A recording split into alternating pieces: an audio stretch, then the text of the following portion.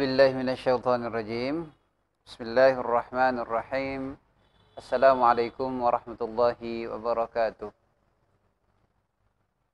الحمد لله الواحد القهار العزيز الجبار مقبل الليل على النهار والصلاة والسلام على نبينا المختار وآله الأطهار وأصحابه الأغيار ثم أما بعد.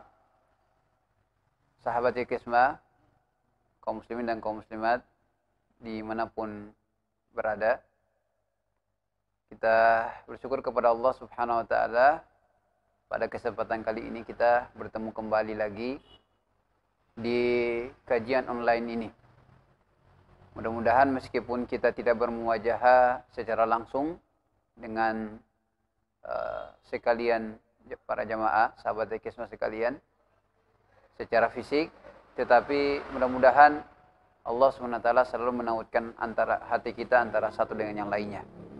Dan tentunya ini dikarenakan Allah Azza wa Jalla, dan Allah telah tegaskan dalam Al-Qur'annya, "Lau anfaqta ma fil ardi jami'an ma allafta baina qulubihim, walakinallaha allafa baina qulubihim." Jika seandainya kita hendak ingin menautkan hati seseorang dengan kita, meskipun dengan menginfakkan seluruh isi muka bumi ini, tidak akan mampu untuk menautkan hatinya, kecuali jika Allah Subhanahu wa Ta'ala menautkan hati dia kepada kami, kepada kita sama-sama. Jemaah sekalian yang dirahmati Allah, seperti biasanya kajian kita kali ini masih sama dengan yang sebelumnya, yaitu kajian tazkiyatun nafas. Dan pada pekan-pekan sebelumnya sudah kita bahas bersama tentang bagaimana kajian ini muncul dengan tema as-sibaqu nahwal jinan. Kita berlomba-lomba menuju surganya Allah SWT. Ini terilhami oleh ayat Allah Azza wa Jalla dalam surat Al-Mutaffifin, wa fi dzalika falyatanafasil mutanafisun. Hendaklah dalam persoalan surga ini kita senantiasa berlomba-lomba. Sahabat Hikmah yang dirahmati Allah, surga ini terlalu luas sekali. Dan sebagaimana dunia yang sedang kita hidup di dalamnya ini sangat sempit. Karena saking sempitnya, sebagian orang yang memiliki hati yang tidak luas, sempit, khawatir dengan dunia yang sempit ini diambil oleh orang lain, hingga kemudian dia berusaha untuk bagaimanapun dunia yang kecil ini pun masih ada menjadi bagian buat dia. Ada bagian khusus untuk dia.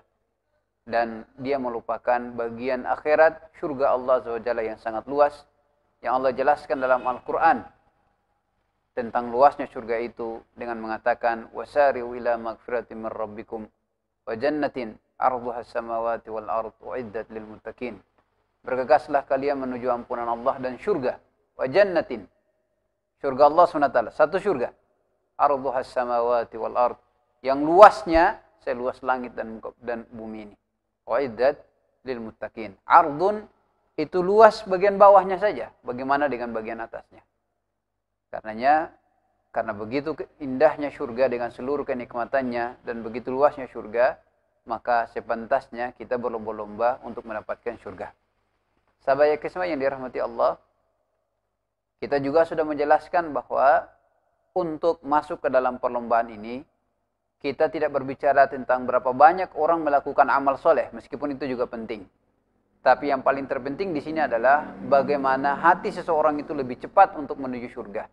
Itu yang paling penting. Keikhlasan dia. Karenanya Syekh Al-Imam Fudail bin Iyad, ketika beliau memahami ayat dalam surat Al-Mulk, "Alladzi khalaqal mauta wal hayata liyabluwakum ayyukum ahsanu amala." Dialah Allah yang menciptakan kematian dan kehidupan, yang dengan keduanya Allah menguji kita. Kata beliau, ahsanu amala, atau sebaik-baik amalan, yang dengan kedua kehidupan dan kematian itu Allah uji kita siapa yang paling terbaik amalannya. Maksud beliau adalah yang paling ikhlas dan yang paling sesuai dengan tuntunan Rasulullah SAW. Karena itu tidak hanya kuantitas yang kita kejar dalam amal-amal kita. Meskipun itu sangat dibutuhkan, tapi sisi yang lain kualitas dari amalan kita pun dibutuhkan, dan kualitas itu ditujukan langsung ke dalam hati kita.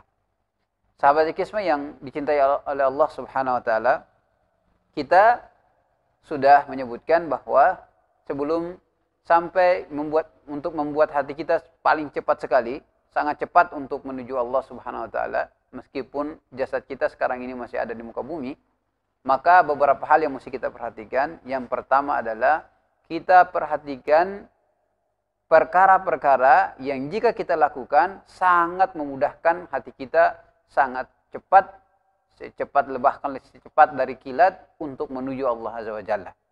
Dan bagian pertama yang kita bilang, perkara pertama yang jika kita buat akan memudahkan hati kita ini untuk makin cepat sampai kepada Allah adalah zikrul maut, mengingat kematian. Karena sangat memudahkan membuat hati kita lembut, membuat kita kemudian faham tentang hakikat dari kehidupan ini, yang pada akhirnya akan meninggalkan kita. Bahkan seluruh usia kita ini, kalau secara jujur kita hitung-hitung, sesungguhnya kehidupan kita yang sejatinya itu hanya beberapa saja yang bisa dibilang hidup kita yang efektif hanya beberapa tahun saja. Atau katakan bahkan misalnya dalam satu hari kita bisa jadi tidurnya panjang sekali. Yang tidur mungkin sebagian dokter menyebutkan tidur yang paling bagus 8 jam dan seterusnya. Lalu sisa dari 24 jam, 8 jam sudah terambil, sisanya ya kita hitung-hitung ada yang masuk waktu kita yang habis di kamar mandi, ada waktu kita untuk bercanda, ada waktu kita untuk misalnya minum kopi dan lain sebagainya. Dan sedangkan waktu di mana kita khususkan kepada Allah Subhanahu wa taala secara fokus kepada Allah, mungkin itu sangat sedikit. Jadi ini cuma dalam satu hari. Bagaimana jika kita kumpulkan seluruhnya dalam satu usia kita saat ini, maka sebenarnya kita hidup itu sangat sedikit sekali. Nah, zikrul maut, mengingat kematian itu sangat memungkinkan membuat hati seorang hamba itu menjadi lembut, dan dia semakin tahu tentang hakikat kehidupan ini, maka dia akan ridho atau rasa puas, qanaah, apa saja yang dia dapatkan yang Allah berikan kepada dia, dan dia fokus untuk mengejar apa yang kemudian Allah SWT berikan dia di akhirat.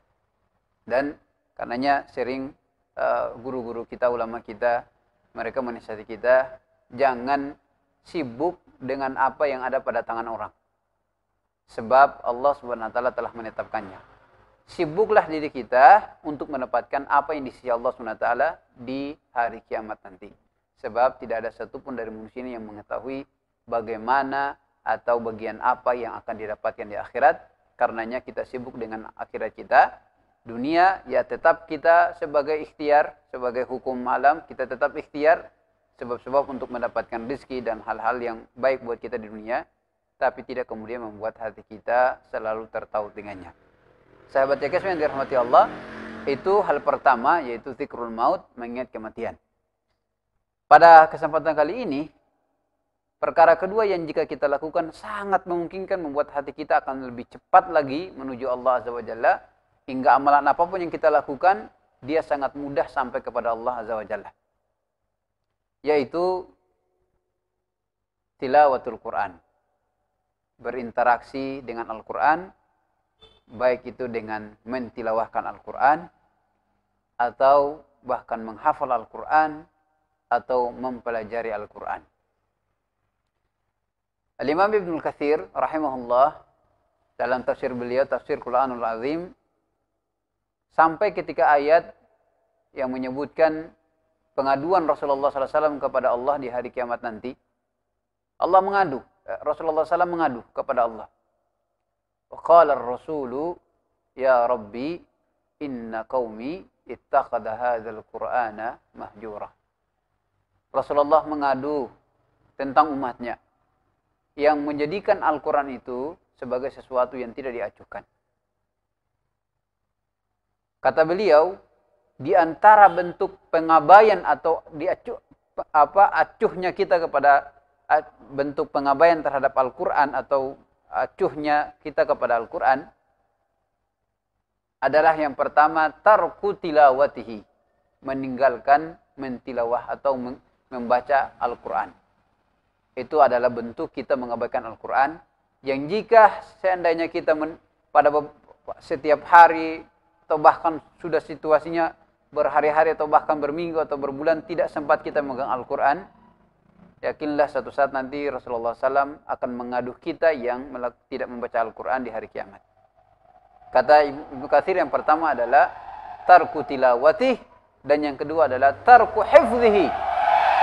Bahkan meninggalkan untuk tidak menghafal Al-Quran adalah bagian untuk dalam pengabaian terhadap Al-Quran. Jadi sahabat Yakis yang dirahmati Allah, ya kita tentu tidak semua akan direzekikan untuk mampu menghafal 30 juz. Tapi kita yakin bahwa kita bisa berazam, berniat untuk menghafal 30 juz. Ya, tidak semua orang bisa menghafal 30 juz. Tapi yang bisa dipastikan adalah setiap kita bisa berazam, setiap muslim, mukmin, sahabat Yakesma bisa berazam untuk menghafal 30 juz. Bahwa persoalan berikutnya tidak mampu menyelesaikan 30 juz, itu persoalan lain. Tapi yang diminta dari kita adalah jangan sampai dalam hati kita tidak ada keinginan untuk menghafal ayat Allah Subhanahu wa taala ini. Sebab dikhawatirkan kita masuk dalam orang-orang yang mengabaikan Al-Quran. Nanti bagian yang ketiga, kata beliau, termasuk juga meninggalkan untuk mempelajari Al-Quran adalah bagian dari pengabaian kita kepada Al-Quran. Sahabat Yakesma, alhamdulillah, Yakesma sebenarnya punya upaya untuk menggugurkan kewajiban setiap sahabat Yakesma. Apa upayanya? Upayanya pada hari Rabu dan pada hari Senin. Hari Senin dan hari Rabu. Itu adalah upaya untuk menggugurkan kewajiban kita sebagai seorang muslim agar tidak jadi orang-orang yang nanti diadu oleh Rasulullah SAW. Hari Senin ada kajian tajwid yang berkaitan dengan Al-Quran. Dan begitu pula hari Rabu ada juga kajian tafsir. InsyaAllah, mudah-mudahan sahabat Yakisma pada ikut semua insyaAllah. Berikutnya, jadi amalan ini, perkara tilawah Al-Quran paling memungkinkan buat hati kita ini semakin cepat untuk sampai kepada Allah Azza wa Jalla. Kita dengar penjelasan seorang sahabat, Khubab bin Art. Khubab bin Art ini yang membacakan surat Thaha di rumahnya saudari perempuan Umar bin Khattab, yaitu Fatimah bintu Khattab, yang kemudian saat membaca surat itu, pada kisahnya, kemudian mengantarkan Sayyidina Umar bin Khattab menjadi seorang muslim. Khubab bin Art mengatakan begini, Taqarrab ilallahi bimastata'ta. Bertakarrublah, menghambahlah, beribadahlah kepada Allah Subhanahu wa ta'ala semampu engkau. Falan yutaqarrab ilallahi bisyai'in ahabba ilaihi mimma kharaja minhu. Dan ketahuilah, engkau tidak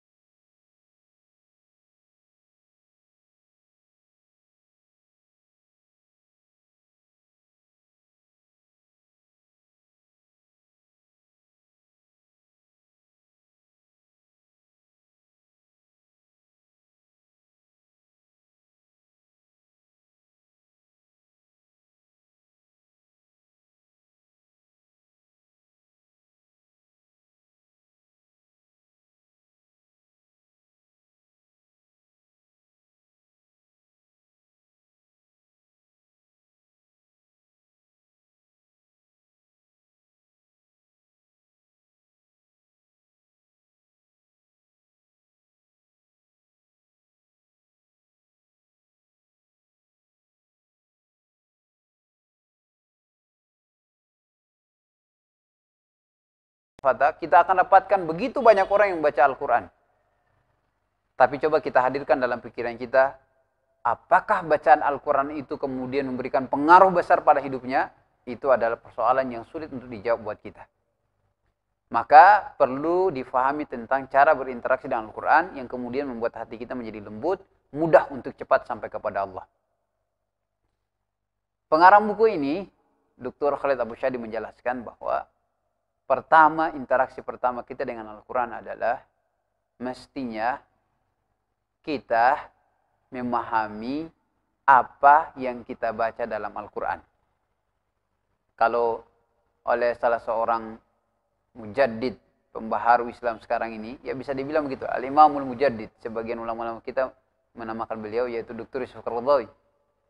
Beliau mengatakan, jauh sebelum kita baca Al-Quran, kita justru mesti mempola pikiran kita bahwa Al-Quran ini benar-benar adalah kalam Allah, hingga perlakuan kita pun akan berbeda.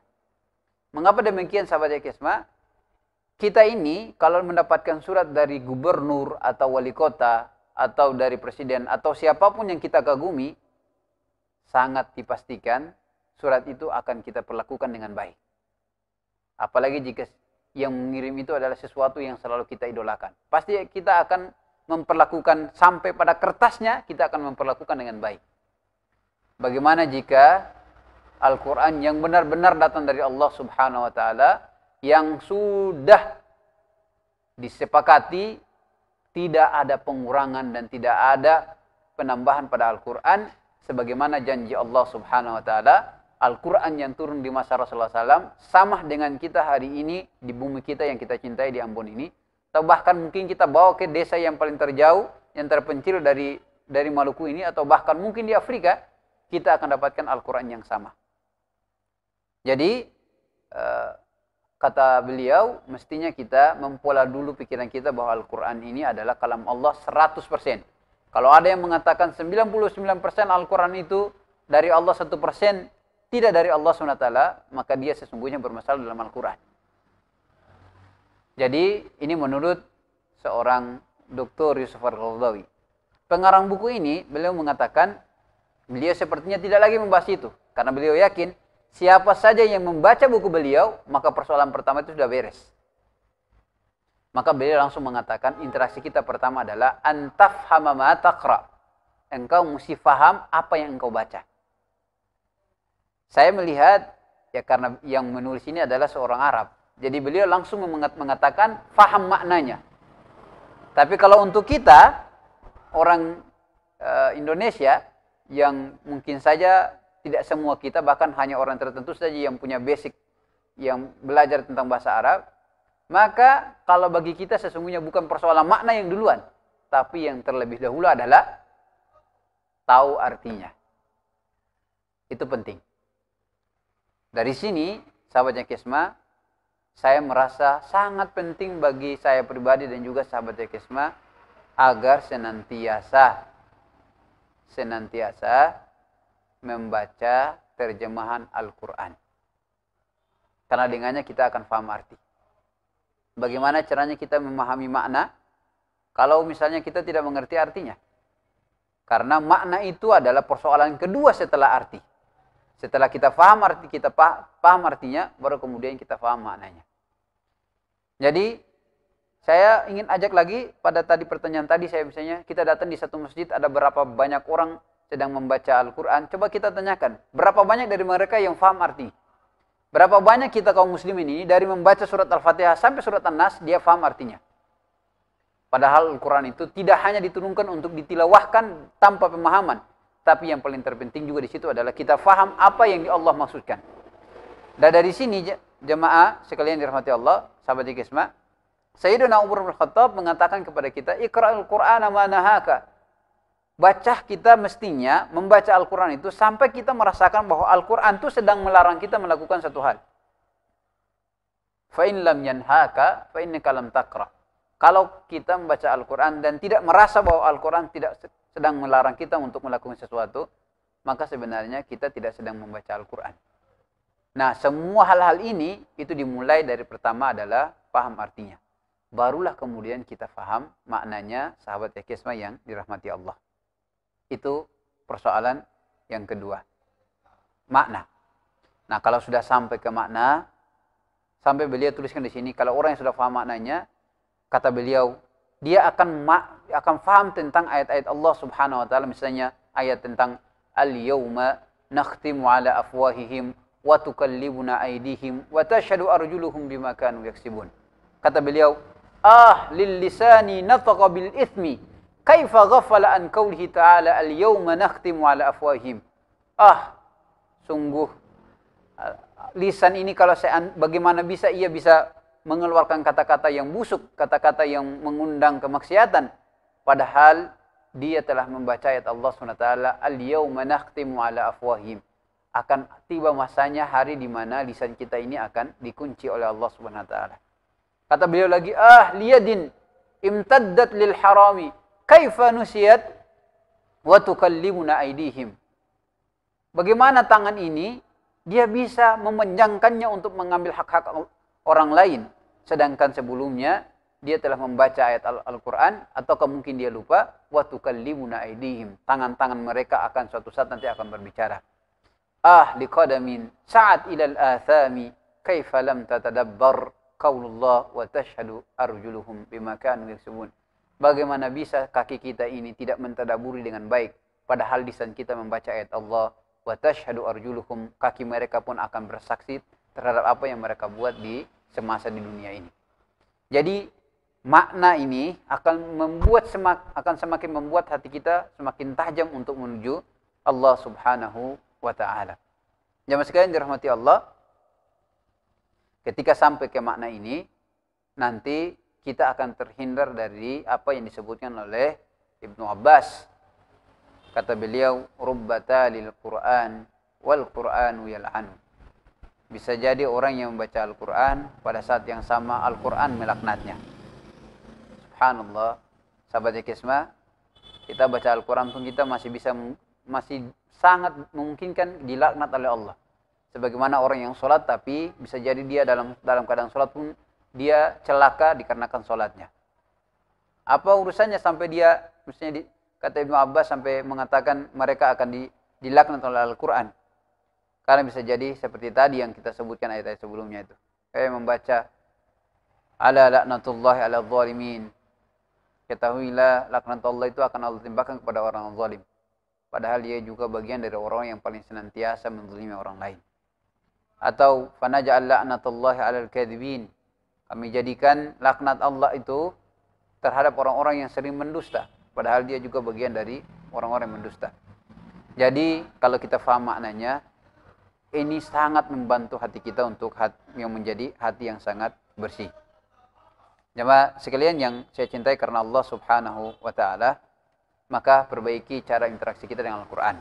Yang kedua adalah cara berinteraksi dengan Al-Qur'an yang baik adalah, kata beliau, kita menganggap seluruh pembicaraan dalam Al-Qur'an itu tidak ditujukan kepada siapa-siapa, kecuali ditujukan kepada kita yang membacanya. Saat misalnya kita membaca tabbat yada abi lahabi wa tab, tentang celaka yang Allah berikan tetapkan kepada Abu Lahab. Ayat itu tidak hanya diberikan kepada Abu Lahab, tetapi juga bisa jadi ayat itu menjadi peringatan kepada kita. Jangan sampai kita pun akan ditetapkan sebagai orang yang celaka, yang binasa oleh Allah Subhanahu wa taala, dikarenakan termasuk orang-orang yang penentang dakwah Rasulullah sallallahu alaihi wasallam. Karena siapa saja yang menentang dakwah Rasulullah sallallahu alaihi wasallam, maka dia sama seperti Abu Lahab. Atau kita ketika membaca ayat yang menceritakan tentang Qarun, saat ditanya tentang seluruh pembendaharaan harta yang dia miliki dan seluruh apa-apa yang dia punya, ketika ditanya dari mana dia dapatkan, qala innama utitu min ilm min indin. Jadi kata dia, ya semua ini saya dapatkan dari diri saya, dari ilmu yang saya punya, pengetahuan yang saya miliki. Nah, kalau kita baca surat Qarun begini, bisa jadi pun ayat itu menyindir kita. Karena mungkin apa yang kita miliki ketika orang bertanya, kita sering menjawab, ya ini dari saya, dari kemampuan saya, dan lain sebagainya. Padahal surat Qarun itu diberikan tidak kepada Qarun. Qarun sudah selesai. Tapi sebenarnya diberikan kepada kita yang masih hidup, yang membacanya, agar jangan sekali-kali menganggap bahwa seluruh yang kita miliki ini adalah dari jerih upaya kita. Tapi sebenarnya kitanya hanyalah sebab. Tapi yang memberikan adalah Allah Subhanahu wa ta'ala. Begitu terus dengan kita ayat-ayat yang lain, tidak hanya ditujukan kepada orang lain, tapi sebenarnya ditujukan kepada kita khususnya yang membacanya. Jamaah sekalian yang dirahmati Allah, yang terakhir saya langsung simpulkan penjelasan tentang Ibnu Mas'ud rahimahullah. Beliau menyebutkan dalam perkataan beliau, kata beliau begini. Laqad aishna, ini sebagai interaksi yang terakhir ini. Laqad aishna burhatan min dahrina wa ahaduna ya'til iman qabla al-Qur'an. Kata beliau, kami ini, saya ini sudah hidup beberapa masa, beberapa waktu. Dan saya melihat orang-orang wa ahaduna ya'til iman qabla al-Qur'an, dan saya melihat di antara kami ini itu diberikan iman sebelum Al-Qur'an. Dia masuk Islam dan imannya, kemudian setelah itu baru diberikan Al-Qur'an kepada dia. Fatanzilu surah ala Muhammad sallallahu alaihi wasallam, ketika satu surah diturunkan kepada Rasulullah sallallahu alaihi wasallam, fanata'allamu halalaha wa haramaha. Kami langsung pelajari itu ayat itu, apa yang halal di dalamnya, apa yang haram di dalamnya kita pelajari. Wa amroha, perintahnya, wa zajraha, dan apa-apa yang diminta kepada kita untuk tidak, peringatannya, semuanya kita pelajari. Wa ma yanbaghi an yakifa alaihi minha, dan apa-apa yang mesti kita berhenti saat membaca ayat Al-Quran itu, kita pelajari seluruhnya. Summa, kata beliau, kemudian, ra'aitu rijalan. Ini beliau Sayyidina Abdullah bin Mas'ud ini, beliau bercerita di masa beliau, saat beliau ketemu dengan para tabi'in. Kata beliau, "Tsumma ra'aitu rijalan." Kemudian saya melihat beberapa orang. Subhanallah, kalau kita sekarang ini lebih jauh lagi. Yu'ta, mereka diberikan ahaduhumul Qur'an qabla al-iman. Mereka diberikan Al-Qur'an sebelum iman. Jadi dikasih Al-Qur'an, dia baca Al-Qur'an tapi imannya sangat lemah. Fayaqra'u ma baina fatihatihi ila khatimatihi. Kemudian dia baca dari surat Al-Fatihah sampai surat terakhir, surat An-Nas. Wa ma yadri ma amruhu, dan dia tidak mengerti apa yang Allah perintahkan dia dalam Al-Qur'an, wala zajruhu, apa yang Allah peringatkan dia, wala ma yanbaghi an yakifa, apa yang mesti dia berhenti saat membaca Al-Qur'an itu. Fayansuruhu nath, lalu kemudian dia baca begitu saja. Pada kesempatan lain kata beliau, mereka meninggalkan seluruhnya. Padahal mereka baca surat Al-Fatihah sampai surat An-Nas, yang mereka tinggalkan cuma satu, sahabatnya Kismah, yaitu al-amal, mengamalkan Al-Quran. Sahabatnya Kismah yang dirahmati Allah, mudah-mudahan perkara ini jika kita buat dengan baik, kita berharap Allah SWT menjadikan hati kita hati yang cepat. Hingga tidak ada satupun kebaikan yang kita lihat dengan mata kita, atau kebaikan yang kita dengar dengan telinga kita, kecuali kita termasuk orang-orang yang paling terdepan untuk melakukan, memenuhi kebaikan tersebut, hingga benarlah apa yang Allah sebutkan dalam surat Al-Mutaffifin, wa fi dzalika falyatanafasil mutanafisun, wallahu a'lam bissawab. Insyaallah pada pertemuan berikutnya kita akan bertemu lagi, kita akan bahas dengan pembahasan lain yang berkaitan dengan bagaimana membuat hati kita semakin cepat menuju Allah, hingga kita memenangkan syurga hadiah Allah Azza wa Jalla. Aqulu qawli hadza astaghfirullah wa sallallahu ala sayyidina Muhammad wa ala alihi wasallam.